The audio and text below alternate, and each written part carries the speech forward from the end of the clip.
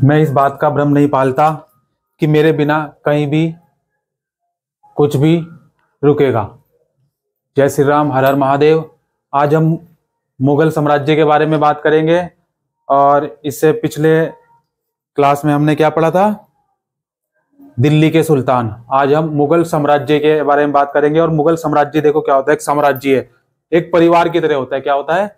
परिवार की तरह होता है। अगर हम सनातनी हैं, अपने आप को सनातनी मानते हैं, तो एंड तक देखिएगा, बड़ा मजा आएगा बच्चे, बहुत मजा आएगा। आज देखो मुगल साम्राज्य, मध्यकाल। काल, काल क्या होता है? काल, काल देखो इतिहास में, इतिहास को काल में बांटा गया है। प्राचीन काल, मध्यकाल और आधुनिक काल। तो मध्यकाल में किसी भी शासक के लिए भारतीय उपमहाद्वीप,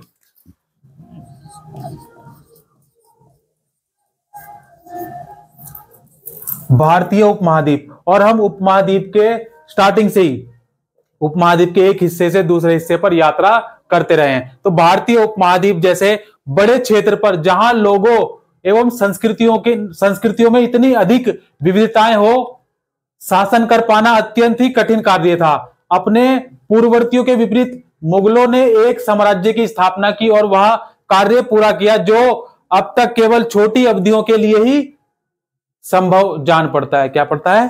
संभव जान पड़ता है। 16वीं सदी के उत्तरार्ध से उन्होंने दिल्ली और आगरा से अपने राज्य का विस्तार शुरू किया। किससे? दिल्ली और आगरा से। दिल्ली और आगरा से अपना राज्य विस्तार शुरू किया। 17वीं शताब्दी में लगभग संपूर्ण महाद्वीप पर अधिक प्राप्त कर लिया। क्या कर लिया? अधिकार प्राप्त कर लिया। उन्होंने प्रशासन के ढांचे तथा शासन संबंधी जो विचार लागू किए वे उनके राज्य के बाद भी टिके रहे। राज्य के बाद भी टिके रहे। शासन संबंधी जो भी विचार लागू किए वे उनके राज्य के पतन के बाद भी टिके रहे। यह एक ऐसी राजनीतिक धरोहर थी जिसके प्रभाव से उपमहाद्वीप में उनके पश्चात आने वाले शासक अपने को अछूत ना रख सके। क्या ना रख सके? अछूत ना रख सके।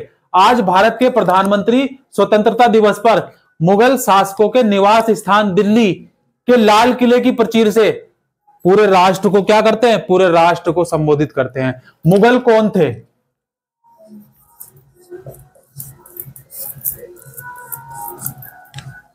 मुगल कौन थे? मुगल दो महान शासक वंशों के क्या थे? वंशज थे। दो वंश। अब ये देखो वंश, ऋग्वेद के 10वें मंडल के पुरुष सूक्त में जन का उल्लेख किया गया है। और मुगल दो महान शासकों के वंशज थे। माता की ओर से देखो वंश दो तरीके से चलता है। अगर हम सनातनी हैं तो सबको पता होना चाहिए, नहीं पता होगा तो पूछिए, किसी से भी पूछिए जो आपसे रिलेट करता है। क्या देखिए, एक होता है माता की ओर से और एक होता है पिता की ओर से। भाई माता का गोत्र और पिता का गोत्र,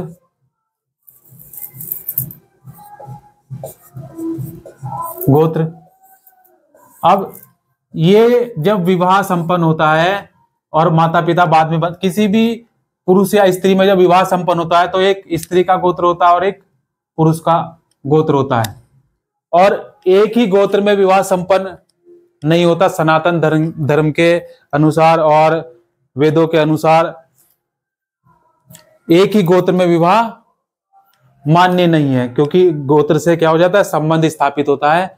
और एक ही तरह का गोत्र होगा, दोनों का एक ही गोत्र होगा तो क्या होगा? संबंध स्थापित नहीं माना जाएगा भाई बहन का। लेकिन आजकल अधिकतर देखने में आता है लोग विवाह जो है कर लेते हैं, समान गोत्र में भी, सेम गोत्र में भी कर लेते हैं। माता की ओर से मंगोल शासक चंगेज खां। माता की ओर से कौन था? चंगेज खां। माता की ओर से चंगेज खां मंगोल शासक चीन और मध्य एशिया के कुछ भागों पर राज करता था और यहाँ के क्या थे? ये उत्तराधिकारी थे। और पिता की ओर से ईरान, इराक एवं वर्तमान तुर्की के शासक तैमूर। पिता की ओर से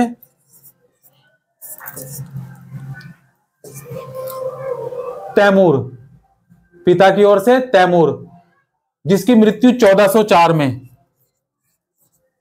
1404 में हुई। वे उसके क्या थे, वंशज थे भाई। माता की ओर से हो गए चंगेज खां और पिता की ओर से तैमूर के क्या थे, वंशज थे। परंतु मुगल अपने मुगल या मंगोल कहलवाना पसंद नहीं करता था। ये अपने आप को मुगल या मंगोल कहलाना पसंद नहीं करता था। ऐसा इसलिए था क्योंकि चंगेज खां से जुड़ी स्मृतियां सैकड़ों व्यक्तियों के नरसंहार से संबंधित थी। यही स्मृतियां मुगलों के प्रति प्रतियोगियों उज्बेगों से संबंधित थी।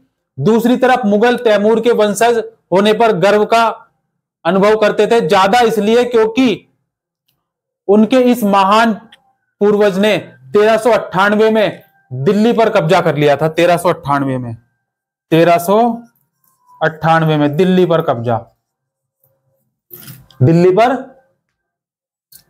कब्जा कर लिया था 1398 में। तैमूर उसके उत्तराधिकारी और मुगल सम्राटों तैमूर उसका पुत्र मीरन शाह जो प्रथम मुगल सम्राट बाबर का लड़का, बाबर का क्या था, बाबर का लड़क दादा था। क्या था, लड़क दादा बाबर का। और उसके बाद सूबेदार अबू सैद बाबर के दादा। तैमूर और सुल्तान मोहम्मद मिर्जा बाबर के परदादा थे। क्या थे, बाबर के परदादा थे। और उमर शेख बाबर के पिता हैं। मुगल सम्राट बाबर, अकबर, शाहजहां और उसी क्रम में से हुमायूं और जहांगीर, औरंगजेब है। प्रत्येक मुगल शासक ने तैमूर के साथ अपना चित्र बनवाया, जो तैमूर और मुगलों की समूह में तस्वीर प्रस्तुत करता है। क्या करता है, तस्वीर प्रस्तुत करता है। मुगलों ने कुछ सैन्य अभियान चलाए। क्या चलाए, मुगलों ने सैन्य अभियान।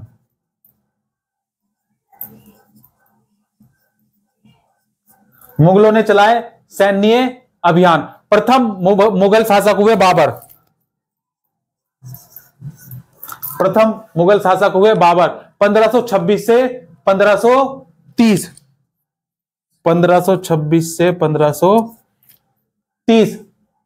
जब 1494 में फरगना राज्य का उत्तराधिकारी इसको प्राप्त हुआ तो उसकी उम्र केवल 12 वर्ष की थी। मंगोलों की दूसरी शाखा उज्बेकों के आक्रमण के कारण उसे अपनी पैतृक गद्दी छोड़नी पड़ी। अनेक वर्षों तक भटकने के बाद उसने 1504 में अनेक वर्षों तक वह भटका और कितने 1504 में काबुल पर कब्जा किया। किस पर कब्जा किया, काबुल। 1504 में काबुल पर कब्जा कर लिया उसने। 1526 में दिल्ली के सुल्तान इब्राहिम लोदी को पानीपत के युद्ध में हराया। 1526 में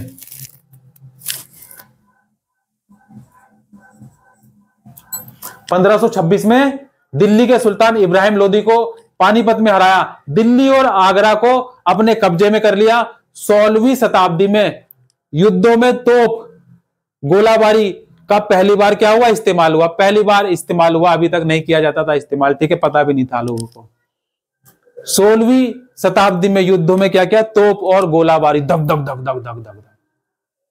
बाबर ने पानीपत की पहली लड़ाई में प्रभावी ढंग से प्रयोग किया, बिल्कुल प्रभावी ढंग से। और प्रमुख अभियान और घटनाएं क्या क्या हैं। 1526 में पानीपत के मैदान पर 1526 में पानीपत के मैदान पर 1526 में पानीपत के मैदान पर इब्राहिम लोदी और उसके अफगान समर्थकों को हराया। 1527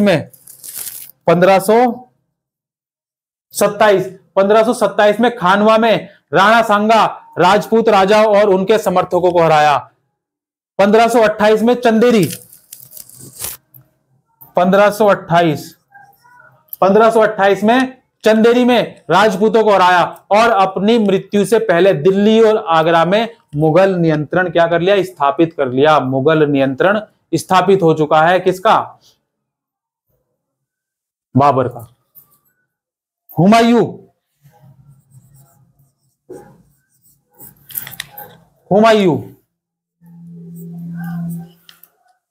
1530 से 1540 एवं 1555 से 1556 हुमायूं ने अपने पिता की वसीयत के अनुसार जायदाद का क्या कर दिया, बंटवारा कर दिया। प्रत्येक भाई को एक प्रांत मिला। उसके भाई मिर्जा कमरान की महत्वाकांक्षाओं के कारण हुमायूं अपने अफगान प्रतिद्वंदियों के सामने फीका पड़ गया। क्या पड़ गया?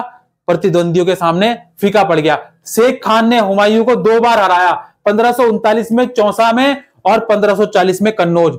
1539 में चौसा और 1539 में चौसा और 1540 में कन्नौज, खुशबुओं का शहर। इन पराजयों में उसे क्या हुआ, ईरान की ओर भागने को क्या कर दिया, बाध्य कर दिया। ईरान की ओर भागने को बाध्य कर दिया। ईरान में हुमायूं ने सफाविद शाह की मदद ली। उसने 1555 में दिल्ली पर पुनः कब्जा कर लिया। क्या कर लिया? दिल्ली पर पुनः कब्जा कर लिया। परंतु उसके अगले वर्ष ही इस इमारत में एक दुर्घटना हो गई, जिसमें उसकी क्या हो गई, मृत्यु हो गई। क्या हो गई? उसमें मृत्यु हो गई। अकबर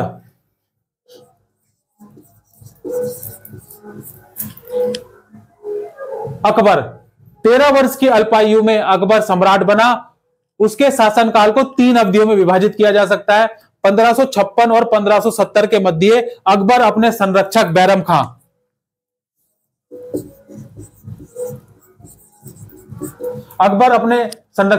बैरम खां और अपने घरेलू कर्मचारियों से स्वतंत्र हो गया। उसने सूरी और अन्य अफगानों निकटवर्ती राजाओं मालवा और गोंडवाना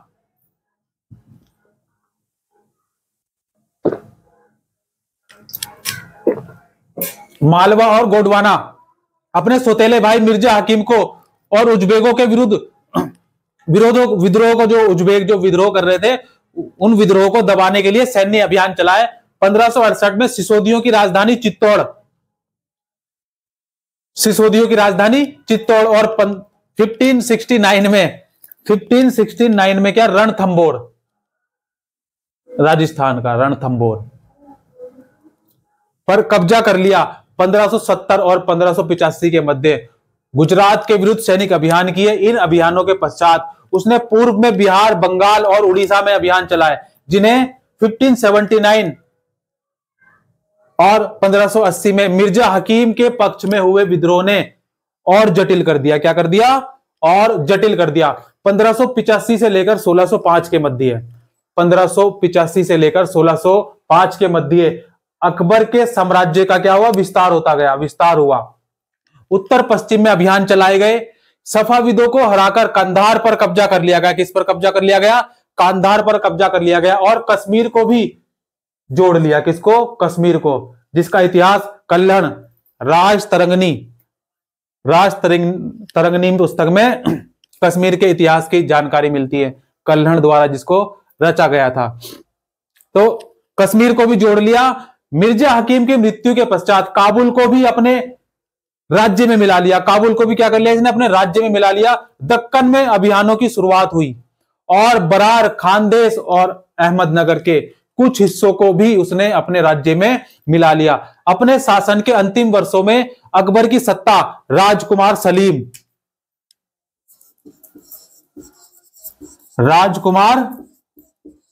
सलीम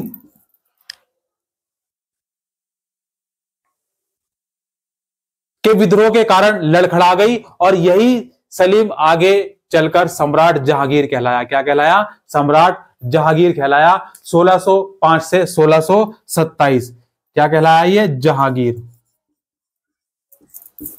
1605 से 1627 जहांगीर ने अकबर के सैन्य अभियानों को आगे बढ़ाया। मेवाड़ के सिसोदियों शासक अमर सिंह ने मुगलों की सेवा स्वीकार की और इसके बाद सिखों ने, अहोम वंश ने और अहमदनगर के खिलाफ अभियान चलाए गए, जो पूर्णतः सफल नहीं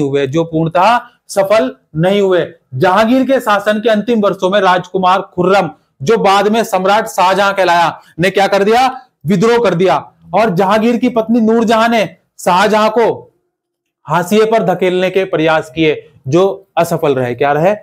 असफल रहे। शाहजहां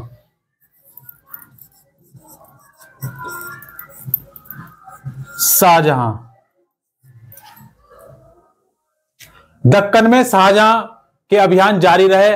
अफगान अभिजात खान जहां लोदी ने विद्रोह किया और वह क्या हुआ, पराजित हुआ। अहमदनगर के विरुद्ध अभियान हुआ जिसमें बुंदेलों की क्या हुई, हार हुई, बुंदेलों की हार हुई और ओरछा पर कब्जा कर लिया गया। उत्तर पश्चिम में बल्ख पर कब्जा करने के लिए उज्बेकों के विरुद्ध अभियान हुआ जो असफल रहा, जो क्या रहा, असफल रहा। परिणाम स्वरूप क्या हुआ, कांधार सफाविदों के हाथ में चला गया और 1632 में अंततः अहमदनगर को मुगलों के राज्य में मिला लिया गया और बीजापुर की सेनाओं ने सुलह के लिए निवेदन किया। 1657-58 में शाहजहां को अपनी शेष जिंदगी के लिए आगरा में क्या कर लिया गया, कैद कर लिया गया। आगरा में शेष जिंदगी के लिए आगरा में कैद कर लिया गया। औरंगजेब,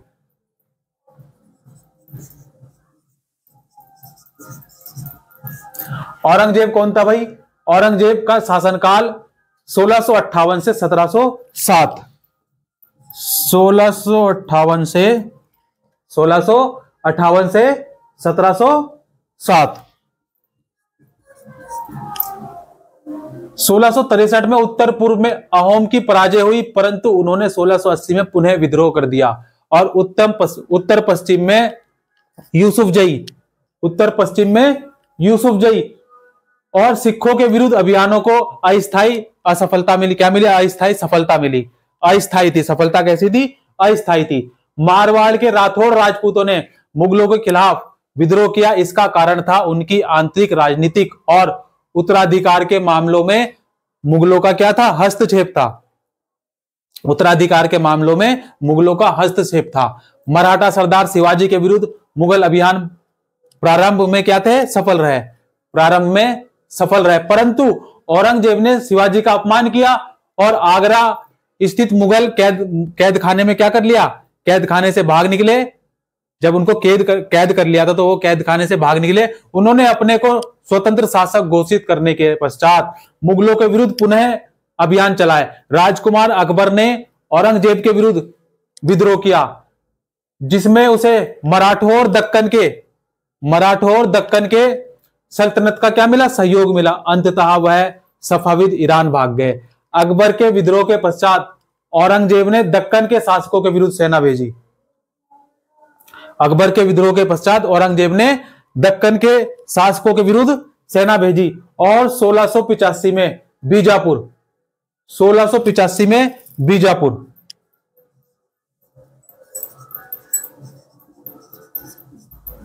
1685 में बीजापुर और 1687 में गोलकुंडा।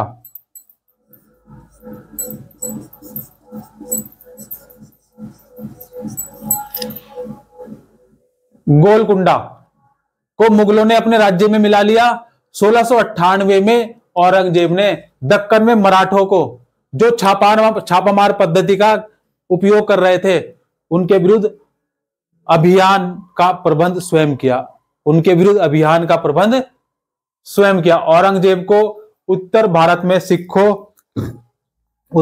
में सिखों, जाटों और सतनामियों ने जो है क्या किया, और उत्तर पूर्व में अहोम और दक्कन में मराठों के विरुद्ध का सामना करना पड़ा। उसकी मृत्यु के पश्चात उत्तराधिकार के लिए युद्ध हो गए थे।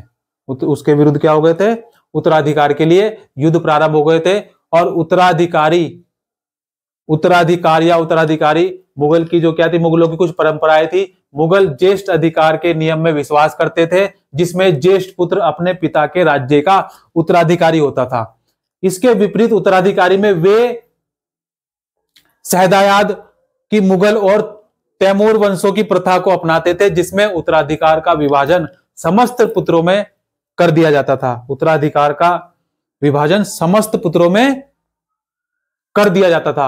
और मुगलों के अन्य शासकों के साथ कैसे संबंध रहे, तो मुगलों ने उन शासकों के विरुद्ध लगातार अभियान किए जिन्होंने उनकी सत्ता को स्वीकार करने से इनकार कर दिया था, जिन्होंने उनकी सत्ता को स्वीकार करने से इनकार कर दिया था। जब मुगल शक्तिशाली हो गए तो अन्य कई शासकों ने स्वेच्छा से उनकी सत्ता को स्वीकार कर ली, उनकी सत्ता स्वीकार कर ली।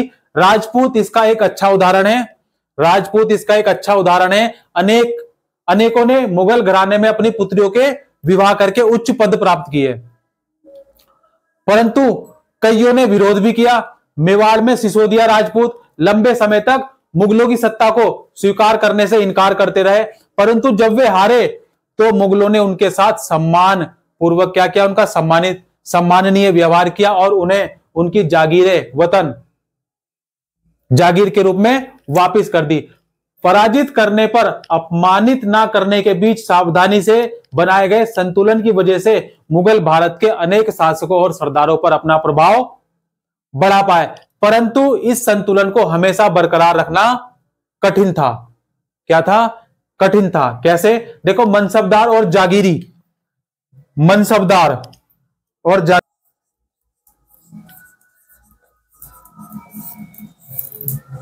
मनसबदार और जागीरी,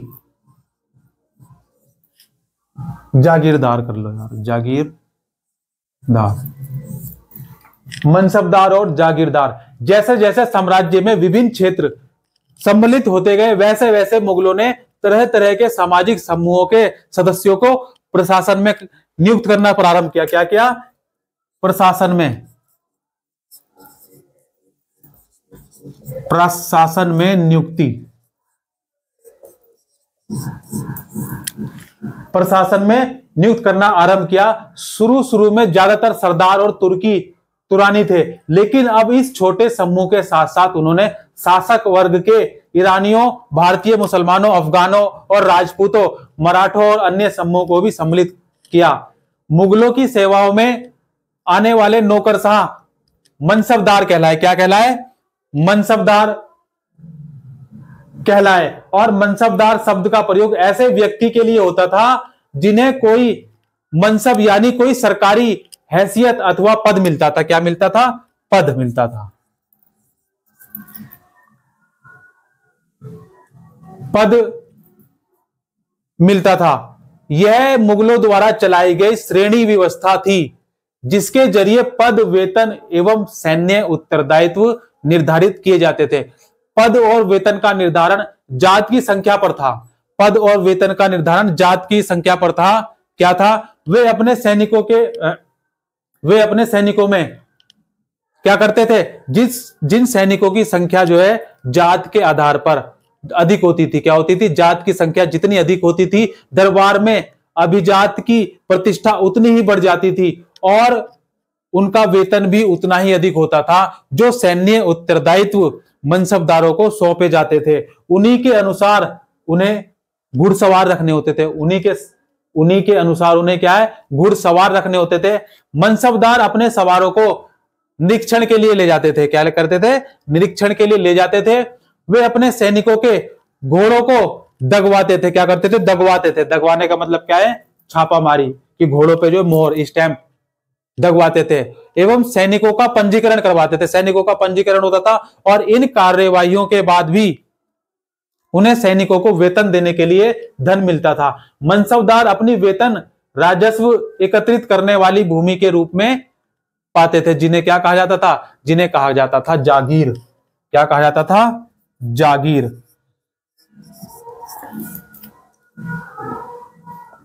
जिन्हें कहा जाता था जागीर, और जो तकरीबन इक्ताओं के समान थी। किसके समान थी? इक्ताओं के समान थी। परंतु मनसबदार मुक्तियों से भिन्न अपने जागीरों पर नहीं रहते थे और ना ही उन पर प्रशासन करते थे। उनके पास अपनी जागीरों से केवल राजस्व एकत्रित करने का अधिकार था।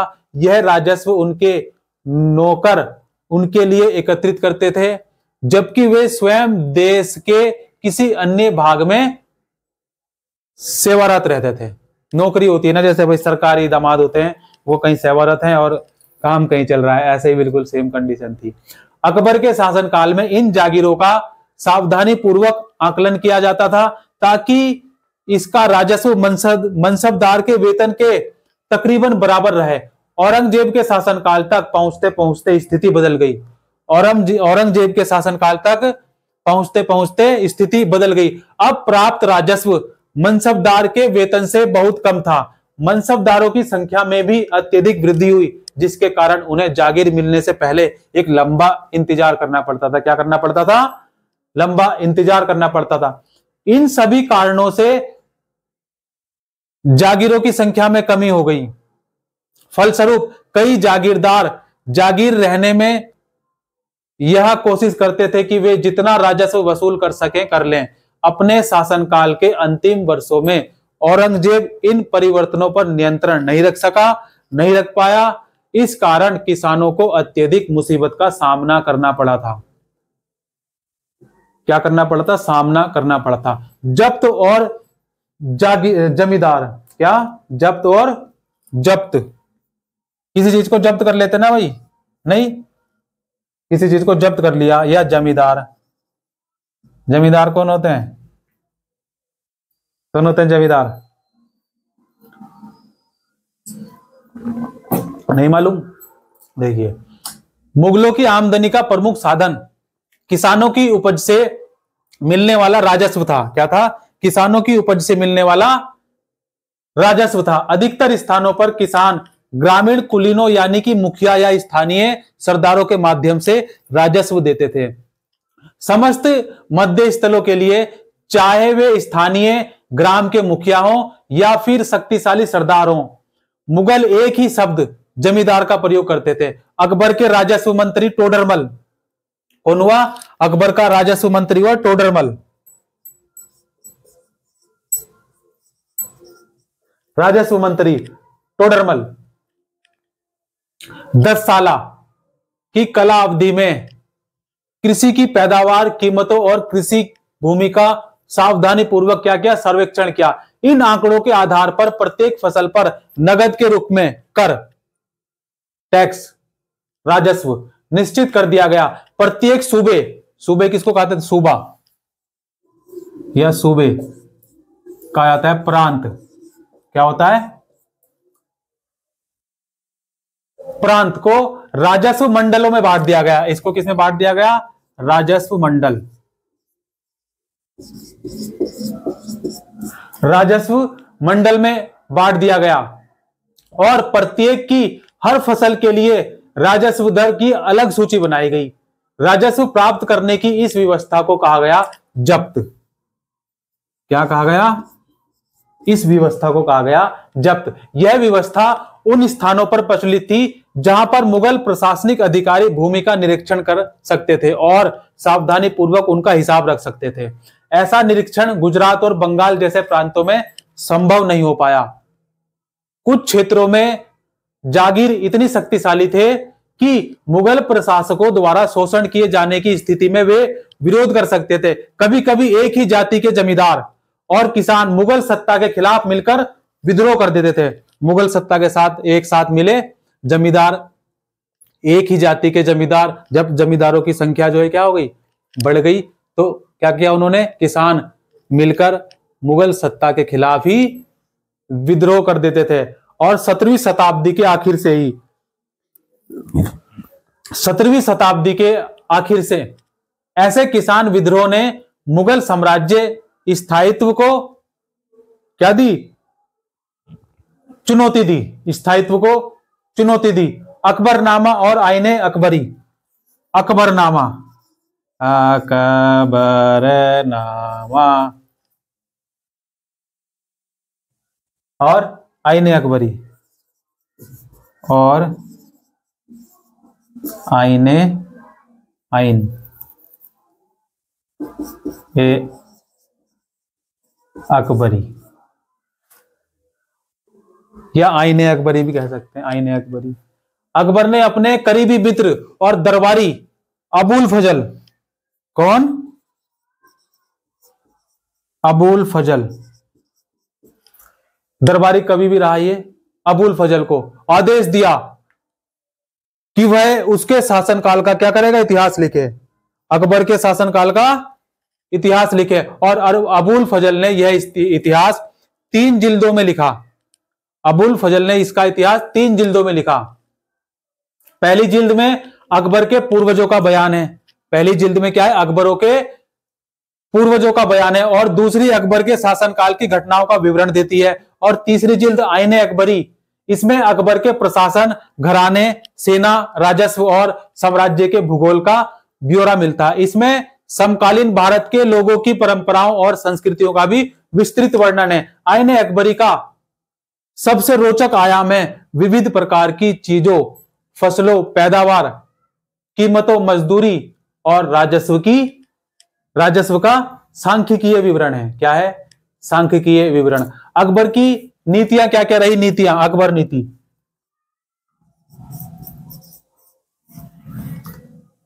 अकबर नीति या अकबर की नीतियां, प्रशासन के मुख्य अभिलक्षण अकबर ने निर्धारित किए थे। क्या थे वो? इनका विस्तृत वर्णन अबुल फजल की अकबरनामा, विशेषकर आईने अकबरी में मिलता है। अबुल फजल के अनुसार साम्राज्य कई प्रांतों में बटा हुआ था। साम्राज्य कई प्रांतों में बटा हुआ था, जिसे क्या कहा जाता था? जिसे कहा जाता था सूबा।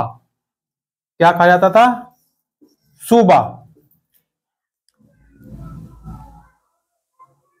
सूबा कहा जाता था। और सूबा के प्रशासक कहलाते थे सूबेदार। कौन कहलाते थे? सूबेदार कहलाते थे, जो राजनीतिक तथा सैनिक दोनों प्रकार के कार्यों का निर्वाह करते थे। प्रत्येक प्रांत में एक वित्तीय अधिकारी भी होता था, जो क्या कहलाता था? जो कहलाता था दीवान।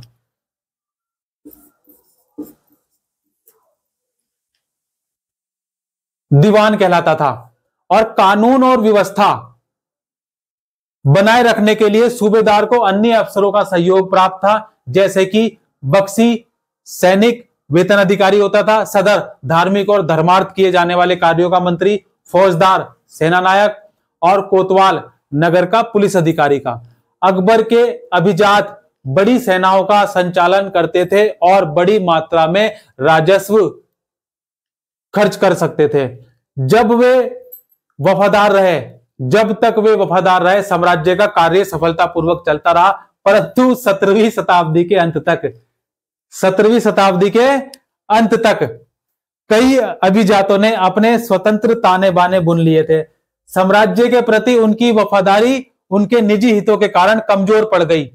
और 1570 में अकबर जब फतेहपुरी सीकरी में था, 1570 में जब अकबर फतेहपुर सीकरी में था, तो उसने उलेमा ब्राह्मणों, जेसुएट पादरी जो कि रोमन कैथोलिक थे, और जरदुश्त धर्म के अनुयायियों के साथ धर्म के मामले पर चर्चा शुरू की। ये चर्चाएं इबादत खाने में होती थी। कहां होती थी ये चर्चाएं? इबादत खाने में होती थी। इसने इबादत खाने का निर्माण किया।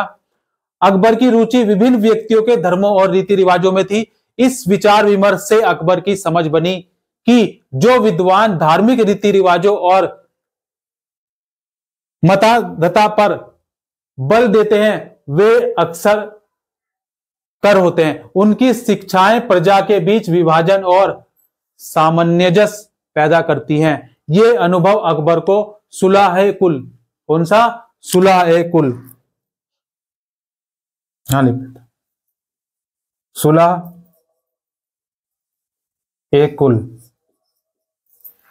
सुलह कुल या सर्वत्र शांति के विचार की ओर ले गए।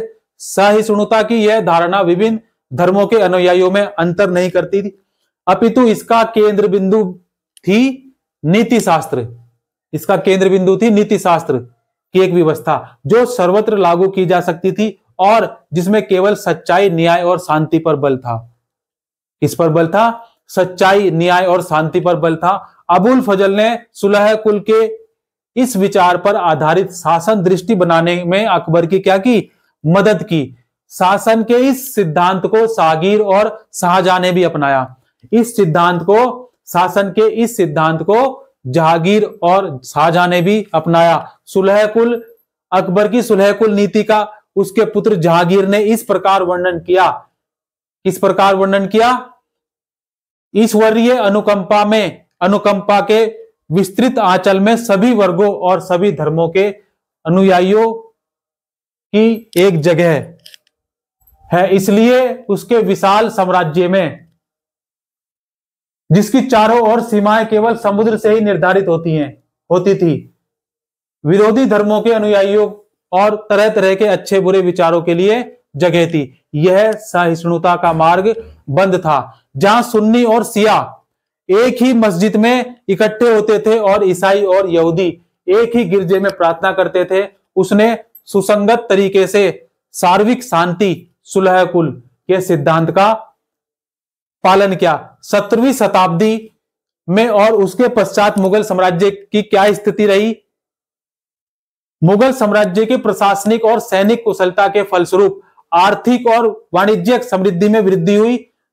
विदेशी यात्रियों ने इसे वैसे धनी देश बताया, विदेशी यात्रियों ने इसे वैसे धनी देश बताया जैसा कि किस्से कहानियों में वर्णित होता रहा है, परंतु यही यात्री इसी प्रचुरता के साथ मिलने वाले दरिद्रता को देखकर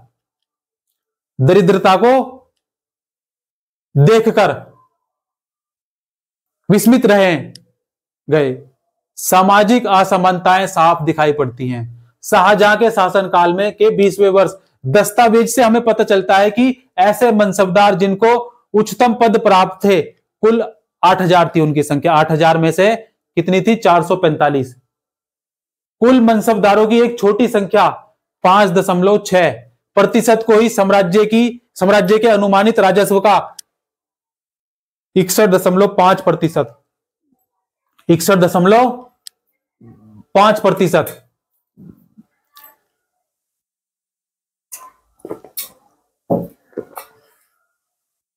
स्वयं उसके व उसके सवारों के वेतन के रूप में दिया जाता था। मुगल सम्राट और उसके मनसबदार अपनी आय का बहुत बड़ा भाग वेतन और वस्तुओं पर लगा देते थे। किस पर लगा देते थे?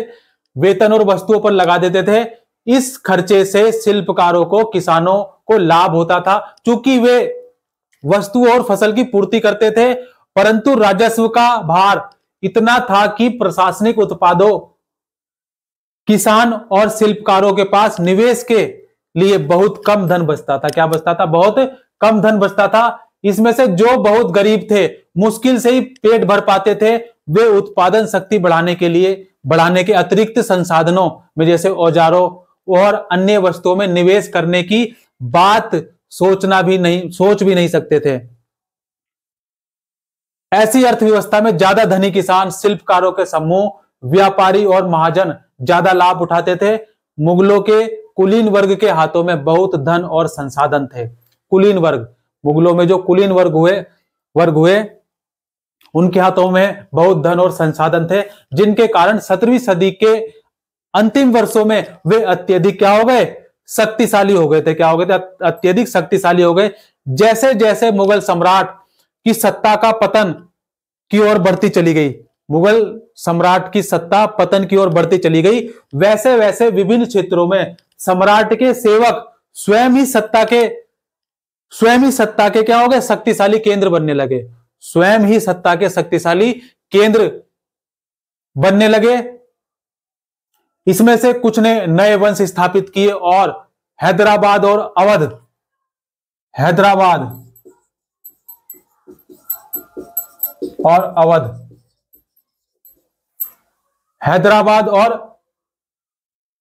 अवध जैसे प्रांतों में अपना नियंत्रण जमाया। यद्यपि वे दिल्ली के मुगल सम्राट को स्वामी के रूप में मान्यता देते रहे, तथापि 18वीं शताब्दी तक साम्राज्य के कई प्रांत अपनी स्वतंत्र राजनीतिक पहचान बना चुके थे। अपनी कई राजनीतिक स्वतंत्र पहचान बना चुके थे। जय हिंद, जय भारत। और अगले टॉपिक के साथ हम मिलते हैं। अगला टॉपिक होगा शासक और इमारत। मस्त रहें, दुरुस्त रहें। जय हिंद, जय भारत। हर हर महादेव।